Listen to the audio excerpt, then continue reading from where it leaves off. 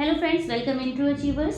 आज आई हूँ मैं फिर से कुछ नए एमसीक्यूज़ के साथ, कुछ डिफरेंट टाइप ऑफ एमसीक्यूज़ जिसमें कुछ न्यूमेरिकल्स को भी कवर किया है, कुछ जनरल इंटरेस्ट से रिलेटेड क्वेश्चंस को कवर किया है। सो टाइम वेस्ट किए बिना हम अपने वीडियो को करते हैं start. So guys, let's start with the question number 1. In a final accounts, abnormal loss of stock is entered in. ठीक है, फाइनल अकाउंट में abnormal loss of stock. Abnormal loss होता क्या है? जैसे मैं आपको पहले बता दूं, दो तरीके के लॉस होते हैं, नॉर्मल लॉस और एबनॉर्मल लॉस। ठीक है, कोई भी स्टॉक है, मान लीजिए आपका कोई मैन्युफैक्चरिंग का काम है, मैन्युफैक्चरिंग का मान लीजिए सपोज आप बेकरी है आपकी, ठीक है, आपकी बिस्किट की फैक्ट्री है, ठीक है, जहाँ पे आप बिस्किट बनाते हैं। अब to make cookies, to make biscuit, what you will need, कुछ आप आटे के बनाते होंगे, कुछ आप मैदे के बनाते होंगे। तो अब क्या होता है कि जैसे मान लीजिए नॉर्मल लॉस किस टाइप का हुआ, उसमें नॉर्मल लॉस ऐसा हुआ, आटा और जो शुगर वगैरह मटेरियल लाने में, उनको डंप करने में कुछ पोर्शन कुछ वेस्ट हो जाता है, this is called your normal loss, जो कि है। पर मान लीजिए आपने फैक्ट्री में जब मैन्युफैक्चरिंग हो रही है उनकी, और वो कुछ मशीनरी के कुछ भी टेक्निकल डिस्टर्बेंस की वजह से बिस्किट ओवर बेक्ड हो जाए, या जल जाए, या खराब हो जाए, या मटेरियल खराब हो जाए, तो दिस टाइप ऑफ जो लॉस होता है आपने एक्सपेक्ट नहीं किया था। तो ऐसे लॉस जो आपको पता नहीं थे कि ये होने हैं, this is called your abnormal loss. ठीक है, अब ये बोल रहा है कि फाइनल अकाउंट में abnormal loss of stock is entered in, कहाँ किया जाता है? Trading account only, profit and loss account only. तो the correct answer is option number C, both A and B, हम दोनों जगह इसकी एंट्री करते हैं। ठीक है, आगे बात समझ में। Question number 2, the expenses on the debit side of trading account is called. कोई भी एक्सपेंसेस डेबिट साइड पे होते हैं, किसके? ट्रेडिंग अकाउंट के अगर डेबिट साइड में होते हैं तो वो क्या कहलाते हैं? Purchasing expenses. तो option number B is the correct answer, purchasing expenses. Now the question, next question, capital expenditure will be reflected in. Capital expenditures जो होते हैं आपके, वो कहाँ रिफ्लेक्टेड होते हैं, किस में रिफ्लेक्ट होते हैं? तो करेक्ट आंसर है option number D, balance sheet. Correct answer क्या है? Option number D, balance sheet. आते हैं नेक्स्ट क्वेश्चन पे, when you are prepared a final account, where will you transfer bad debts recovered account. ठीक है, जब आप क्या बनाते हैं, आप फाइनल अकाउंट बनाते हैं, तो where will you transfer bad debts recovered account. तो इसके ऑप्शंस देख लेते हैं। करेक्ट आंसर है इसका प्रॉफिट एंड लॉस अकाउंट। तो आपके बैड डेट्स जो रिकवर्ड होते हैं, ये कहाँ जाता है? आपके फाइनल अकाउंट्स में। ठीक है, सॉरी, आपके प्रॉफिट एंड लॉस अकाउंट में। ठीक है, किसमें जाएगा? प्रॉफिट एंड लॉस अकाउंट में। तो option number A is the correct answer. Next question पे आते हैं, if closing stock is shown is trial balance, then it will be shown in. अगर क्लोजिंग स्टॉक कहाँ दिख रहा है? ट्राई बैलेंस में दिख रहा है, एडजस्टमेंट में नहीं दिख रहा है, ट्राई बैलेंस में दिख रहा है, तो कहाँ जाता है? It will be shown in. The correct answer is balance sheet. अगर आपका क्लोजिंग स्टॉक डायरेक्टली आपके ट्राई बैलेंस में दिख रहा है, तो दैट्स मीन वो सिर्फ आपके कहाँ पे जाएगा? बैलेंस शीट में जाएगा। तो option number D is the correct answer. अगर वो क्लोजिंग स्टॉक आपका अलग से दिख रहा है, तो हम उसको ट्रेडिंग में भी दिखाएंगे, और उसका हम क्लोजिंग स्टॉक बैलेंस शीट में भी ट्रीटमेंट करते हैं। लेकिन अगर वो सिर्फ हमें दिख रहा है किसमें? ट्राई बैलेंस में दिख रहा है, तो हम उसको दिखाएंगे सिर्फ और सिर्फ किसमें? बैलेंस शीट में। तो option number D is the correct answer. Now moving the next question, rebate on bill discount is. Bill discount में जो रिबेट मिलता है, ठीक है, वो क्या होता है? Option number B is the correct answer, and income received in advance. Rebate कब किस में मिल रहा है आपको? बिल डिस्काउंटिंग में जो रिबेट मिल जाती है, वो आपकी क्या होती है? एक तरीके की आपकी एडवांस इनकम है, तो ये हो जाएगा आपका income received in advance. Option number B is the correct answer. आगे बढ़ते हैं नेक्स्ट क्वेश्चन पे, on dishonour a promissory note does not required. ठीक है, ऑन डिसऑनर क्या हो जाए? जब आपका क्या डिसऑनर हो जाए। डिसऑनर क्या होता है? आपको मैं बता दूं, बिल ऑफ एक्सचेंज की मैंने कुछ ट्रीटमेंट में बताया था कि जब ड्रॉवर ड्रॉई पे बिल लिखता है, ठीक है, तो वो बिल ऑफ एक्सचेंज में क्या होता है? Drawer will write a bill, यानी क्या? देनदार, देनदार कौन? सेलर। सेलर क्या? जो विक्रेता है, वो परचेजर पे जब बिल लिखता है तो वहां पे हम क्या बोलते हैं? उसको विनिमय विपत्र बोलते हैं। लेकिन जब लेनदार यानी परचेजर यानी क्रेडिटर किसको एक वादा लिख के देता है, एक नोट, एक प्रोमिसरी नोट लिख के देता है, किसे? प्रतिज्ञा पत्र किसे लिख के देगा? प्रतिज्ञा पत्र लिख के देगा किसको? अपने देनदार को, ठीक है। तो वो प्रोमिसरी नोट होता है। तो उस पे डिसऑनर, डिसऑनर यानी जब वो उसका पेमेंट ना कर पाए टाइमली। मान लीजिए ए ने लिखा, ए जो परचेजर था उसने बी पे लिखा एक प्रतिज्ञा पत्र लिख के दिया, यानी प्रोमिसरी नोट लिख के दिया कि आज से 2 माह पश्चात मैं आपको इतने रुपए का भुगतान करूंगा, यानी after the due date I will pay the particular amount to you, ठीक है। लेकिन ऑन द ड्यू डेट अगर वो उसको पे नहीं कर पाता है तो this is called your dishonour, bill आपका डिसऑनर हो जाता है, ठीक है। तो उस केस में डज नॉट रिक्वायर्ड, किस चीज की जरूरत नहीं होती है? आगे बात करते हैं एक्सेप्टिंग की। एक्सेप्टिंग की क्यों? Option number B is the correct answer. Accepting बताती हूँ कैसे, ठीक है। जब आपका डेटर्स लिखेगा क्रेडिटर पे, यानी आपका सेलर लिखेगा परचेजर पे बिल, तो आपके परचेजर को बिल एक्सेप्ट करना पड़ता है। लेकिन वही चीज जब प्रोमिसरी नोट, प्रतिज्ञा पत्र किसने लिखा है? आपके सेलर पे लिखा है। किसने? परचेजर ने सेलर पे लिखा है, तो उसको वापस एक्सेप्ट करने की जरूरत नहीं है। तो किस चीज की रिक्वायरमेंट नहीं है? एक्सेप्टिंग की रिक्वायरमेंट नहीं है, क्योंकि ऑलरेडी क्या कर रखा है? जो आपका, देखिए कॉन्सेप्ट को समझिए ध्यान से। इस क्वेश्चन में 2 तरीके के हमारे पास पत्र होते हैं, एक होता है विनिमय विपत्र, एक होता है प्रतिज्ञा पत्र। यानी विनिमय विपत्र यानी बिल ऑफ एक्सचेंज, प्रतिज्ञा पत्र यानी कि प्रोमिसरी नोट। विनिमय विपत्र क्या होता है? आपका सेलर लिखेगा परचेजर पे, ठीक है, कि आज से, मान लीजिए ए जो था वो सेलर था, बी जो था परचेजर था। ए ने कहा कि भाई आज से 2 महीने के बाद आप मुझे इतने रुपए का पेमेंट करेंगे।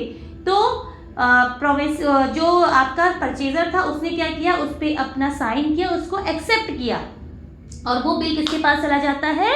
आपके सेलर के पास वापस चला जाता है। लेकिन वही जब प्रोमिसरी नोट आए तो वो ऑलरेडी कौन लिख के दे रहा है? खुद ही आपको, जो आपका क्या कहते हैं परचेजर है, वो सेलर पे लिख के दे रहा है बिल। जब वो सेलर पे बिल लिख के दे रहा है, सेलर को ही बिल लिख के, तो उसमें एक्सेप्टेंस देने की जरूरत नहीं होती है। तो डिसऑनर्स में भी उसको रिटर्न करने की जरूरत नहीं होती है, ठीक है। तो option number B is the correct answer. Now the moving the next question, the process of the transferring journal entry to ledger is termed as. Option posting, the correct answer is posting. Option number D is the correct answer is posting. Sorry, मैं इस answer को highlight करना भूल गई थी। The process of transferring journal entry to ledger is termed as, ठीक है। Process of transferring मतलब कोई भी जर्नल एंट्री, ठीक है, जब लेजर में आपकी उसकी एंट्री की जाती है तो वो क्या कहलाएगी? आपकी पोस्टिंग कहलाती है। तो option number D is the correct answer, ठीक है। नेक्स्ट क्वेश्चन पे आते हैं। क्वेश्चन को बहुत ध्यान से सुनिएगा। The receipt and payments account of white horse sports club, मैंने आपको पहले ही बताया हुआ है कि रिसिप्ट एंड पेमेंट अकाउंट, ठीक है, कहाँ बनता है? It will made by the NPOs club, यानी नॉन प्रॉफिट ऑर्गेनाइजेशंस जो होती हैं वो आपका receipt and payment and expenditure, income and expenditure accounts maintain करती हैं। अब वो क्या कह रहा है कि white horse club for the year ended 31 March 2021 shows an amount of 75,000 as subscription received। 31 March 2021 को उन्होंने क्या दिखाया है कि 75,000 रुपए का सब्सक्रिप्शन, यानी जितने लोगों ने मेंबरशिप ली, जितने लोगों ने उस क्लब में ज्वाइन किया, उन सब की फी कितनी रिसीव्ड हुई है? सब्सक्रिप्शन अमाउंट कितनी रिसीव्ड हुई है? 75,000। Subscription outstanding as of 31st March 2020 and 31st March 2021 is 2,500 and 3,600, यानी 2,500 and 3,600 रिस्पेक्टिवली। यानी कि 2,500 किसके हैं? 2020 के, और 3,600 किसके हैं? 2021 के। Subscription received in advance of 31 March 2021 के कितने एडवांस रिसीव हो गए? 4,500। While the corresponding figure as on 31st March 2020 was rupees 5,600. The amount of subscription to be credited to the income and expenditure account should be. अब पहले बात करते हैं, answer नहीं दिखाऊंगी इसका, ठीक है, क्योंकि इसका आंसर हाईलाइटेड है। आप लोगों ने कैलकुलेट करिए। आई am giving you a minute, ठीक है, मिनट भी नहीं, सेकंड से भी 30 सेकंड्स में इसको कैलकुलेट करिए। सेम ऐसे क्वेश्चंस मैंने अपने प्रीवियस वीडियो में भी बताया हुआ है, ठीक है, कैसे इसका ट्रीटमेंट होगा। So I am giving you time, तब तक आप लोग please try to calculate this question.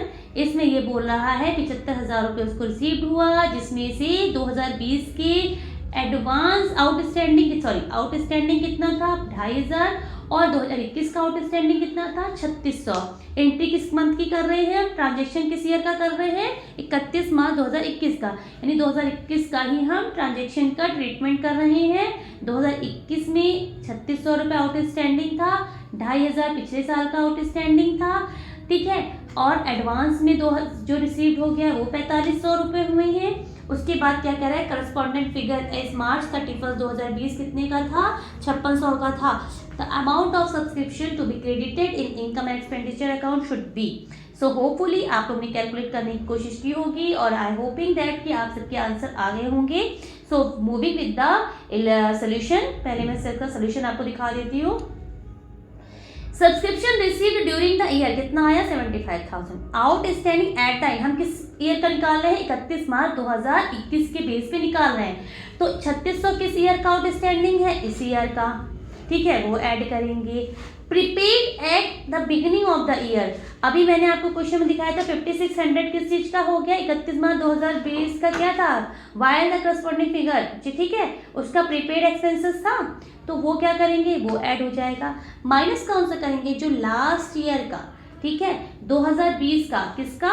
आपके ये 2020 का जो 2,500 रुपये था, ये आप क्या करेंगे? सब्सक्रिप्शन में से माइनस करेंगे। और prepaid for the year and, ठीक है, और कौन सा prepaid of the year and, कौन सा रिसीव हुआ था जो एडवांस में? 2021 का हमें जो एडवांस इनकम एक्सपेंडिचर में प्रेजेंट टाइम का ही लेते हैं, तो जो लास्ट ईयर का है उसको भी हम माइनस कर देंगे, ठीक है। तो हमारे पास आंसर क्या आ गया? 77,200 rupees is the correct answer. So options पे आ जाते हैं, तो option number B is the correct answer, 77,200 rupees. आइए बढ़ते हैं हम अपने नेक्स्ट क्वेश्चन पे। Which of the following is an example of capital expenditure? पहले मैंने आपको बताया है कैपिटल एक्सपेंडिचर किस टाइप के होते हैं, ठीक है, I have already taught you about it. पहले हम ऑप्शंस पे आते हैं, ठीक है, इसमें है option number D, custom duty on import of machinery. अब आती है बात, क्यों भाई इंपोर्ट ऑफ मशीनरी क्यों? कस्टम ड्यूटी जो लगी है किस पे है? मशीन को लाने पे। उससे क्या होगी? हम मशीन की वैल्यू बढ़ जाएगी। कोई भी ऐसी एक्सपेंसेस जो कि डायरेक्टली फर्स्ट एक्सपेंडिचर मेरे मशीनरी पे लग रहे हैं, मेरे किसी भी फिक्स असेट्स में लग रहे हैं, वो मेरे क्या होते हैं? कैपिटल एक्सपेंडिचर, क्योंकि वो उससे उसकी वैल्यू बढ़ा देते हैं। मैंने आपको इससे रिलेटेड एक और एग्जांपल दिया हुआ है, मैं आपको बता देती हूँ। कोई भी रिपेयरमेंट, अगर आप कोई भी ऐसा रिपेयरमेंट कर रहे हैं अपनी फिक्स असेट्स पे जिससे उसकी लाइफ बढ़ जाए, उस असेट्स की लाइफ बढ़ जाए, उस असेट्स की वर्थ बढ़ जाए। सपोज आपने घर पे रेनोवेशन कराया, रेनोवेशन कराने से क्या होगा? असेट्स की, आपके घर की लाइफ बढ़ जाएगी। जब किसी असेट्स की लाइफ बढ़ती है तो वो एक्सपेंडिचर कैपिटल एक्सपेंडिचर कहलाता है, ठीक है। तो इसी तरह custom duty on import of machinery क्या हो जाएगा? मेरा कैपिटल एक्सपेंडिचर। तो option number D is the correct answer. ठीक इसी तरह अगर ये मशीनरी सेकेंड हैंड होती, ठीक है, यूज्ड मशीन होती, और इसका फर्स्ट रिपेयरमेंट का जो खर्चा होता वो भी कैपिटलाइज कर दिया जाता। क्यों? क्योंकि उससे इसकी वर्क लाइफ बढ़ती। तो जिससे भी जिस वैल्यू से भी, जिस मॉनेटरी वैल्यू से भी, या जिस एक्सपेंडिचर से किसी भी असेट्स की वर्क लाइफ बढ़ जाए, उसकी कैपेसिटी बढ़ जाए, ठीक है, उसकी यूटिलाइजेशन पावर बढ़ जाए, ठीक है, उसकी वर्किंग कैपेसिटी में इंक्रीमेंट हो जाए, तो इस तरीके के जितने भी एक्सपेंडिचर्स होते हैं आपके क्या कहलाएंगे? Capital expenditure. कैपिटल एक्सपेंडिचर और रेवेन्यू एक्सपेंडिचर में बहुत फाइन लाइन होती है, जिसे हमें समझना बहुत ज़रूरी है। एग्जाम में क्वेश्चंस आएंगे, कंफ्यूज करते हुए आएंगे, आपको लगेगा रेवेन्यू एक्सपेंडिचर है, पर वो होंगे आपके कैपिटल एक्सपेंडिचर, इसीलिए क्वेश्चंस को बहुत ध्यान से समझने की कोशिश करिए। Next question, which of the following does not prepare account entitle as income expenditure account. So option number A is the correct answer, a public limited company. ठीक है। Next question, state the correct statement with regard to receipt and payment account in business house. So correct answer है its preparation is not compulsory. State the correct statement with regard to receipt and payment account in business house. It's preparation is not compulsory. Option number A is the correct answer. Next question पे आते हैं, cash sales और rupees 3000 was posted as 2000, thus rectifying entry will be।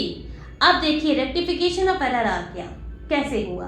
Cash sales कितने की करी थी आपने, 3000 की। पोस्ट कितने की कर दी आपने, 2000 की। कितने रुपए का नुकसान किया अपना, 1000 रुपए का। तो रेक्टिफाइंग एंट्री क्या होगी, दिमाग में थोड़ा सा जोर डालिए और उस रेक्टिफाइंग एंट्री को बनाने की कोशिश करिए। मैं तब तक इस क्वेश्चन को हिंदी में समझाती हूँ।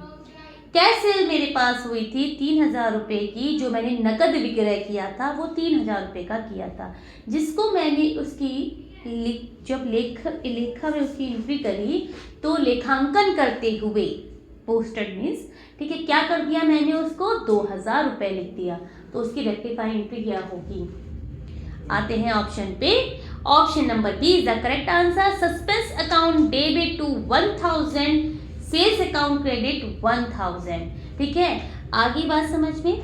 सो दीज आर सम क्वेश्चंस जो थोड़े से मैंने कोशिश किए थे कि थोड़े से मॉडरेट कर दूँ, थोड़े से ऐसे क्वेश्चन करूँगी जो कंफ्यूजिंग हो, लेंदी हो। लेंदी क्वेश्चन देख के पहले ही थोड़ा सा मोरल डाउन हो जाता है कि इतना बड़ा क्वेश्चन आ गया, पर देखा आपने कितना इजी था।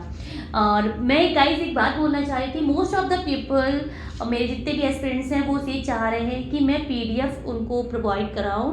आई have no issue to give you PDF, मुझे पीडीएफ प्रोवाइड करने में कोई प्रॉब्लम नहीं है, लेकिन it's my request to you, अगर आप उन क्वेश्चंस को लिख के एक डायरी बना लें। मैं ज़्यादा क्वेश्चंस नहीं अपलोड करती हूँ एक दिन में, मेरे max to max 15 questions upload करती हूँ। तो आप अगर सिर्फ आधा एक घंटा निकाल के उन क्वेश्चंस को लिखें और उसका सिर्फ करेक्ट आंसर लिखें, सारे ऑप्शन ना लिखें, सिर्फ करेक्ट आंसर लिखें। आई एम 100% नहीं, I am 200% damn sure about it कि आपको वो क्वेश्चन वहीं रट जाएंगे। आपको हो सकता है पूरे सोल्यूशन समेत क्वेश्चन रट जाएं। जो आपके नॉर्मल क्वेश्चन हैं वो आपको थ्योरी पोर्शन के हैं, वो आपको याद हो जाएंगे। न्यूमेरिकल मैं आपको सॉल्व करा रही हूँ, उसे आप देख सकते हैं। It's my humble request to you, please आप अपनी डायरी पे उन क्वेश्चंस को नोट डाउन करिए। एंड गाइस, बहुत जल्द मैं अपने इसी चैनल पे आपको मैथ्स, इंग्लिश, यूपीपीसीएस के मैथ्स के क्वेश्चंस, इंग्लिश और हिंदी के क्वेश्चंस भी, उसकी क्लासेस भी बहुत जल्द प्रोवाइड करने वाली हूँ। हो सकता है next video I will upload with the question of the numerical portion of the math के जो हो सकते हैं, या इंग्लिश के मैं most probably I will cover it. So अगर आपको मेरे चैनल अच्छा लग रहा है, आपको मेरा चैनल आपको क्या कहते हैं नॉलेज दे रहा है, आपकी एग्जाम में हेल्प कर रहा है, प्लीज़ मेरे चैनल को जितने लोगों को हो सकते हैं प्लीज़ शेयर करें, चैनल को लाइक करें, वीडियोस को लाइक करें, सब्सक्राइब करें। And all the best for exam. Bye bye.